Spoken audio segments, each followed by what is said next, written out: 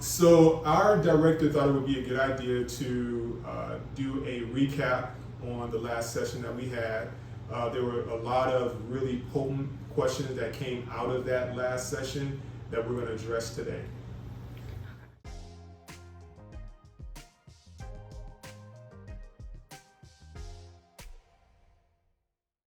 Well, that actually drives to the point of the importance of having a well-functioning board on any given nonprofit. And that has a lot to do, and I know I'm not really answering this directly, and this on purpose, because there's a lot of different layers underneath how you address a fellow board member when you see that individual straying from the mission. One of the things you have to think about is, do I know and am I fully aware on how we need to be engaging the mission and how we are overseeing and plotting down strategic planning for this nonprofit? Do I personally understand that? So you need to ask yourself that question first. And then the other thing is, are there protocols that we should be abiding by in order to address, that particular board member's straying from the mission? So again, very important items, but it's more than just, okay, no, I know what I'm talking about. I know the mission, and I'm aware of what they need to be doing. It's more than that. It's with nonprofits. There's a structure. There should be structure, and that's again part of this training is trying to engage you all to engage your boards as well as the nonprofits to make sure that this structure is sound and it's operating effectively.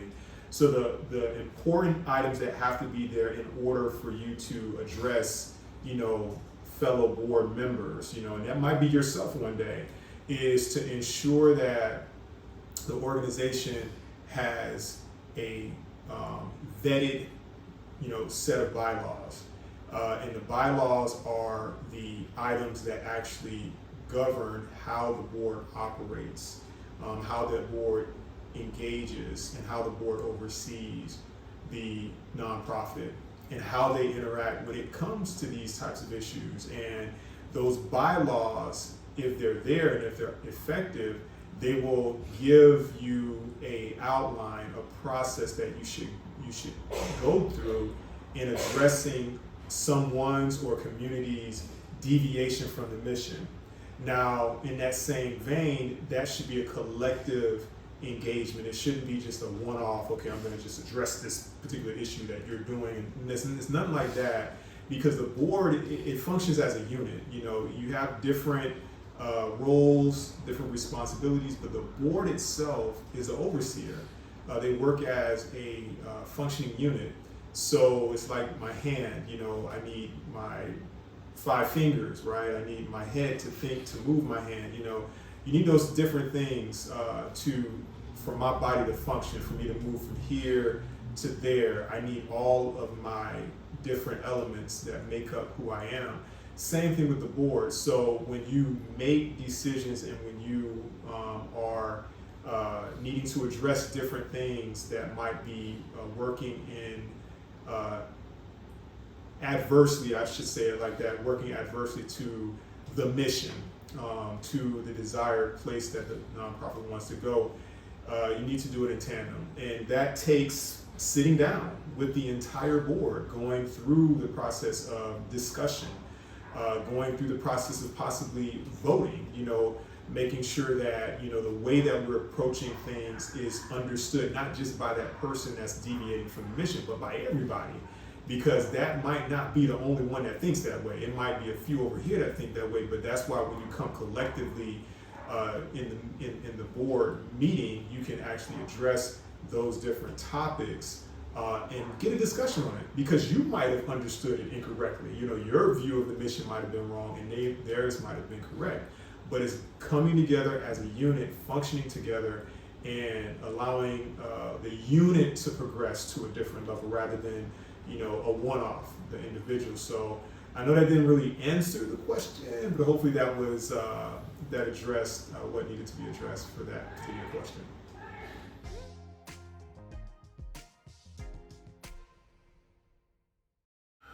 This is actually a really good question. And it actually is, I'm gonna go and maybe give some discussion behind having the backdrop of our previous session, but I'm also going to fast forward to the future, to our last session. Our last session deals with recruiting. So what benefits should an individual seeking to be a board member on a nonprofit expect? Or what benefits should an individual that is currently on a board of a nonprofit be experiencing? So one of the things, there are various different benefits, small and large. What we're not going to do in this discussion, because there are benefits that kind of like the dollars and cents, my pocketbook kind of benefits where, okay, we got, if it's a nonprofit, we get some tax write-offs when we travel and when we, expend different, different resources and things from ourselves. Like, oh, we're going to leave that alone. Those are really not, in my perspective, the real benefits. The real benefits of being a part of a board, a nonprofit, is two big juggernauts I want to deal with. There's more, but there's two big juggernauts that I want to deal with.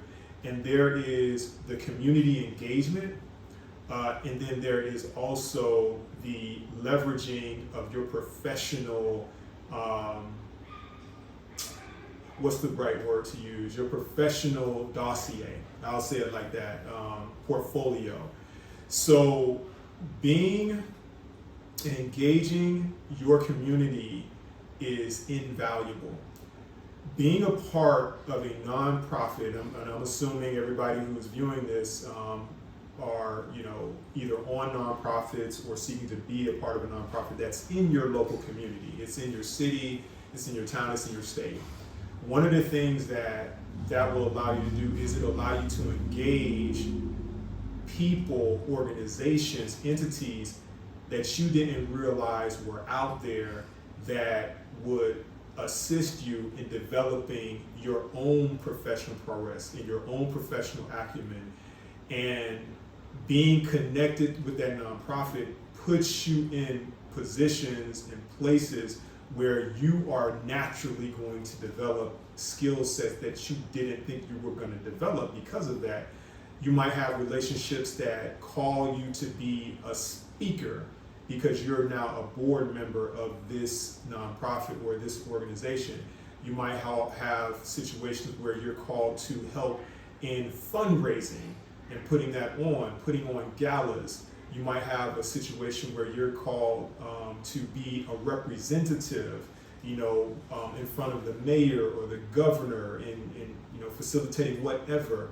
But it just puts you in different arenas in your community that expands your network, and that is invaluable because that networking would not be able to be expanded in the same way working on a 9-to-5 job. It would not be able to be expanded in the same way, going back and forth to maybe your different community events or wherever you're spending your what is the time? I'm trying to think of that. Your extra time, your after work time. So it's not the same as networking when I'm going, tennis with the buddies. It's not the same network when I'm going playing ball or golf. This is a different type of networking, a different type of expansion of your network. So that's the one juggernaut that's beneficial. And I think, to me personally, it benefits everyone. That's a benefit for everyone. But for me, that benefit is something that is in line with those that, and I'm not trying to be ageist here, but I want to say between, when you're a board member and your age might be in the 40s, 50s, 60s, 70s, that's a really good benefit. I mean, that is an incredible benefit. In 80s and 90s, I'm sorry about that, and even the hundreds, God bless you all in the hundreds. But that expands your ability to engage, and you have the heart, you have the desire, you have families, you have grandchildren, you have different parts of yourself that would give you some ability to then reach them and share your increased network with them, with the people that you're connected to. So for me, that networking benefit is more so for the older, if I can say it that way, the older, more experienced folks professionally.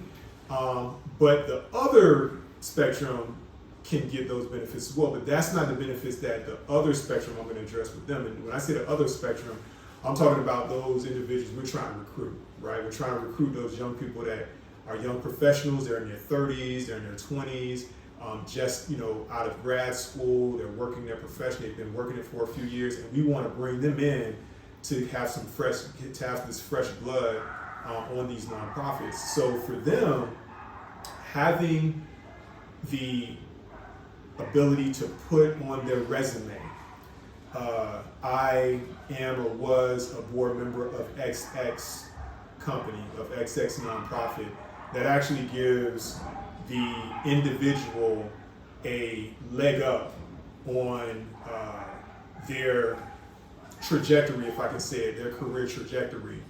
It does a number of things, not just on paper, but it gives them, because of the experience that they're getting, it gives them talking points. It gives them an ability to communicate with other professionals and other business leaders in a way that someone with just, I got my standard work experience, right, would be able to communicate. They're able to communicate not only from a corporate business specific standpoint, but they're also able to communicate from a leadership, communication, networking skill set. And that's, again, like the networking piece, that's something that you cannot buy. That's something that's an intangible that is only made available to individuals in very specific settings. And one of the settings is being a part of a nonprofit board, being a member of a board of a nonprofit is what I'm gonna say. So, yeah.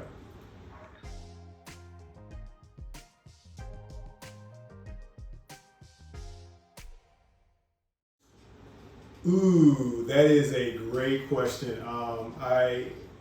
I believe that, and being that we're kind of still in, and probably will be in the fumes of this thing for a few years yet, the COVID pandemic and the devastation that it's caused, to, the world and the communities and families and individuals, how does that devastation, not being dramatic, but how does that devastation impact nonprofits' ability to do the things that they want to do in impacting the community?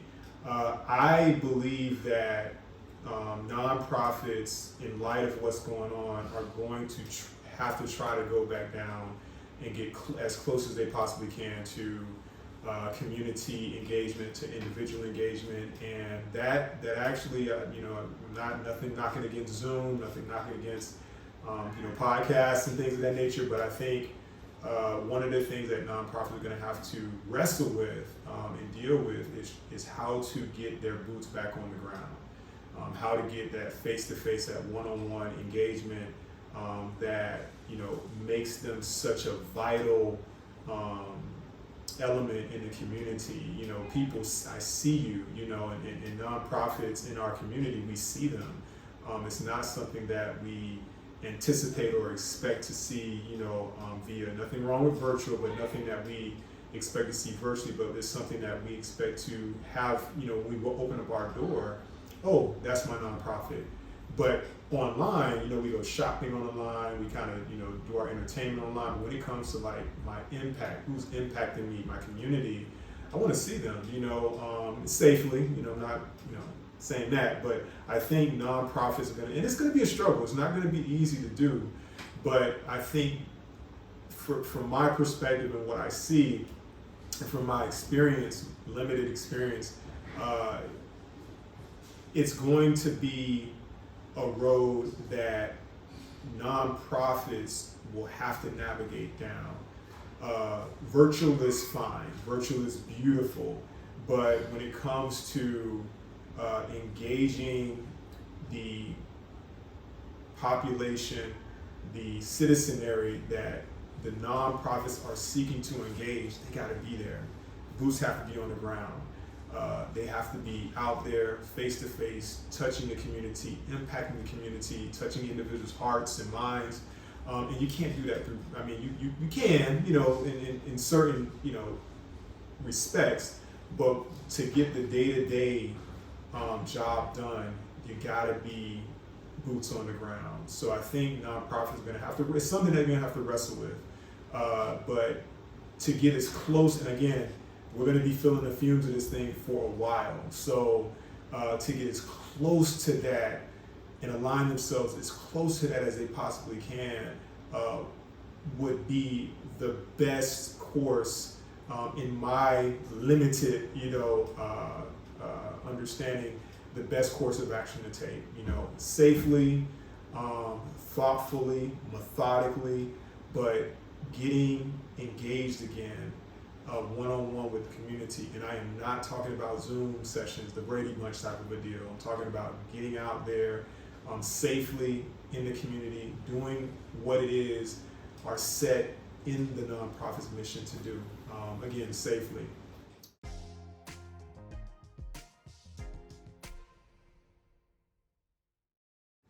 Well, being a new board, and I'm going to address this from the standpoint and vantage point of being just fresh. Like, I'm green, I've never been on any type of board, and I'm brand new. Like, I'm coming from that perspective, like not entering another organization as a new board member, but I've never been a board member before. What are some things that someone could potentially experience internally, and that might manifest themselves externally as well?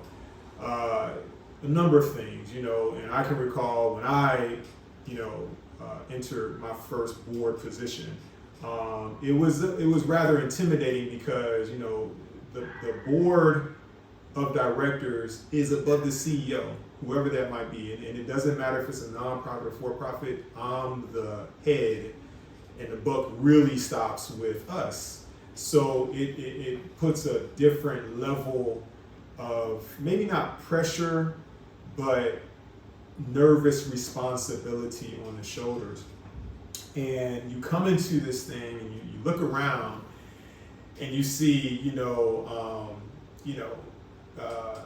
the chair or the president, decades of good wisdom and experience. You go look at the secretary, and then you hear, all of the experience and that they have, and just all the different board members, and they giving, their backgrounds and, what they've done and how they've, helped other nonprofits, and you're just there and like, oh my goodness, what do I do? So there are a lot of things that you experience inside that can make you feel like you're not enough.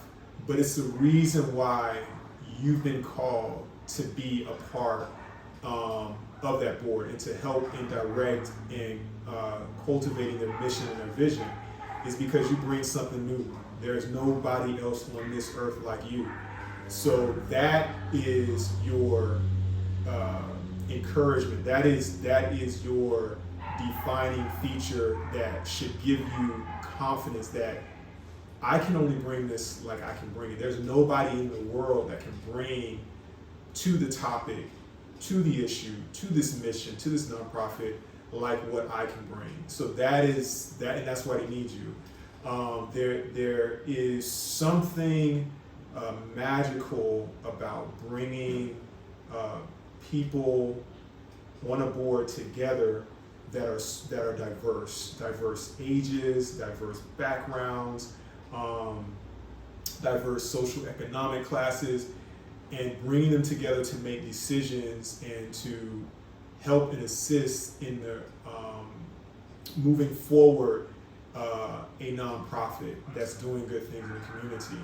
And what you get is a type of synergy that can't really be dictated by one knowing more than the other, because if you do that, you lean on one person, and when you do that, it takes away from the magic and the operational growth that the board can provide as overseer to the nonprofit itself, so that the nonprofit is more effective, they're more efficient at delivering their mission, they're more creative.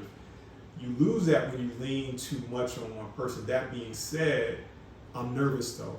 This is new for me. I don't know what to do. Like, where do I go? Who do I turn to?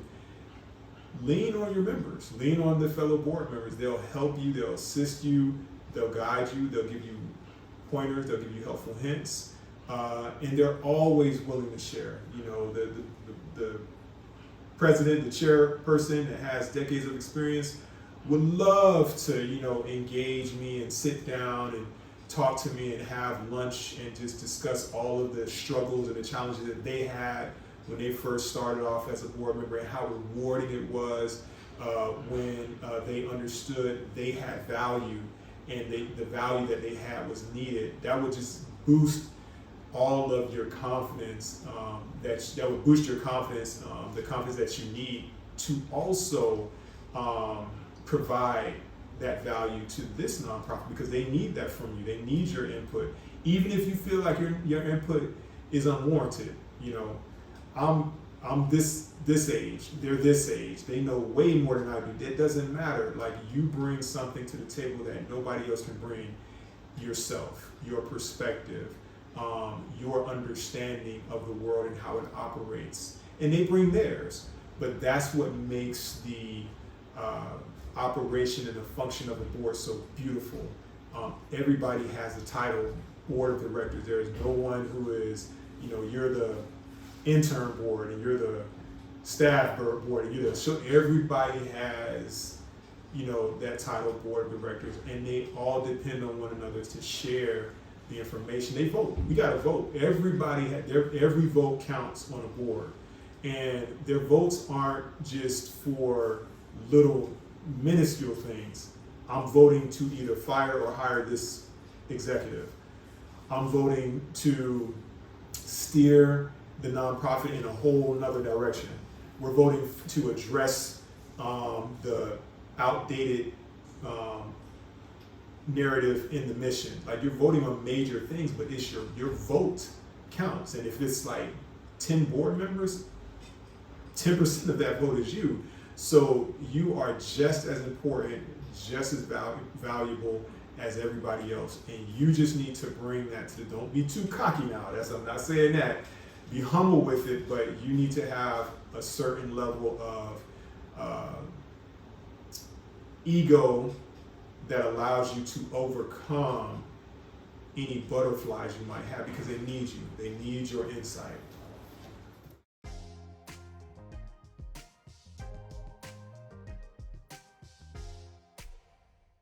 There was when I first became my first board position.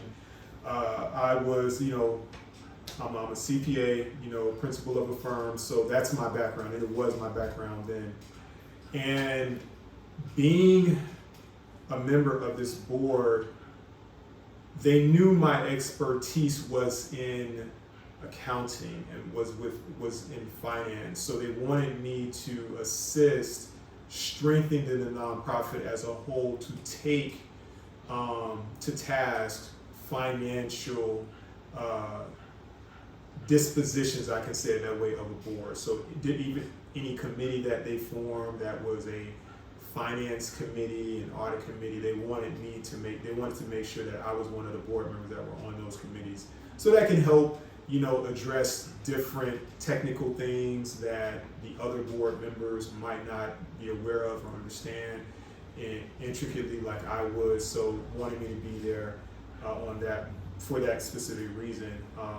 And that being said, there was as a professional, as a CPA, there are things that I know that if I see them, that's a problem financially. And having a background in audit, having a background in consulting and taxes, we address it a certain way when you're coming from a corporate perspective. It's different though when you're coming from a nonprofit perspective, and your mission, your duty is to steer, is to oversee and make sure that this organization is operating appropriately, effectively, efficiently, both financially and operationally. Those things need to be happening, the effectiveness and the efficiency of it. So one of the issues that we came into contact with was a financial issue. I'm not going to go into too deep details, with you all, but the financial issue I knew should be done in a certain way, and it wasn't happening, it wasn't being done. But it needed to be done. And in order for it to be corrected, certain things would naturally come to light. And I knew they would come to light because of my background and experience. And it was difficult because it addressed the very organization that we were trying to improve. We were trying to grow, we were trying to expand. And we first had to go within the organization itself and correct that issue.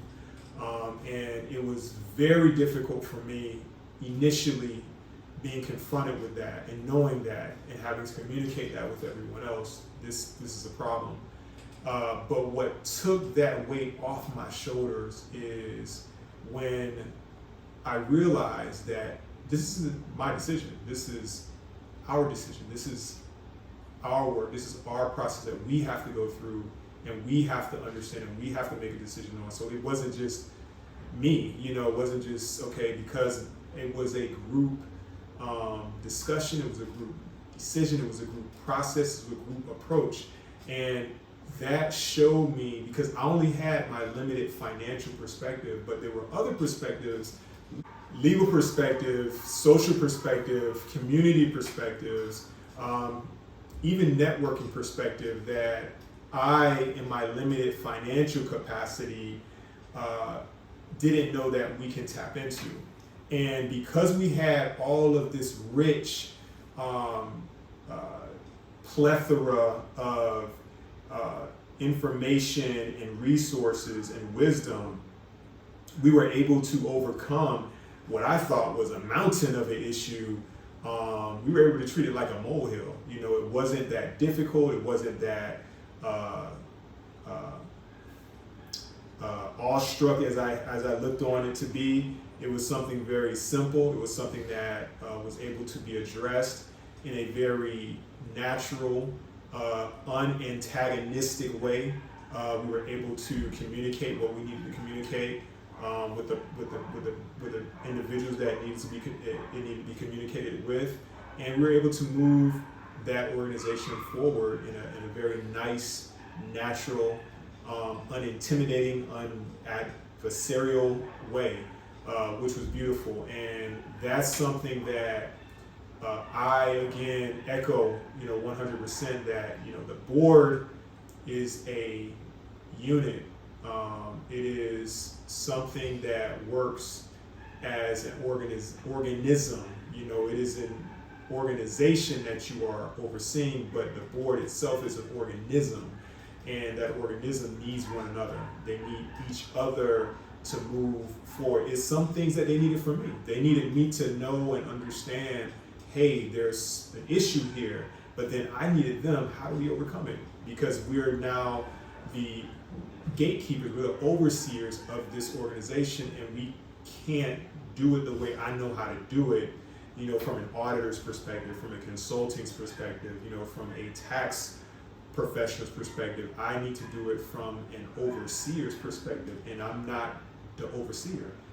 Our organism is the overseer. The board of directors is the overseer. So that was beautiful to be able to utilize that great resource. Not only I have, but all of you have it if you're on boards. It's not just you. It's not about you. You know, it's about the mission, the vision of the organization, and it's about the organism getting the mission and the vision of the organization and purporting that mission and vision through their operation as a board of directors, a collective, an organism.